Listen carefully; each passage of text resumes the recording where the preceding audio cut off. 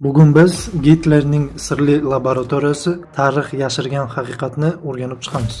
Ikkinchi jahon urushi davrida 1943-yilda Germaniya maxfiy loyihani ishga tushiradi. Rasmiy hujjatlarda bu Van der Weyf, ya'ni mo'jizaviy qurol deb atalgan. Avstriya va Polsha tog'lari ostida minglab mahbuslar ishlagan yirik yer osti majmualari barpo etiladi. Eng sirli joylardan biri Mauzesin yaqinidagi g'or laboratoriyasi. Aytishlaricha, bu yerda yangi turdagi raketalar va energiya qurollarini sinovdan o'tkazganlar.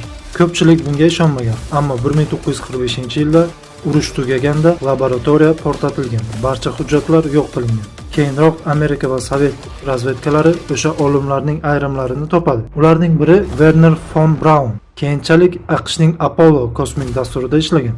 Bugungi kunda o'sha g'orlar yopiq, rasmiy izoh yo'q, ammo har bir tarixchi bitta savol beradi: nega barcha dalillar yo'q qilindi? Va agar u yerda hech narsa bo'lmagan bo'lsa, nima uchun bu joy hanuz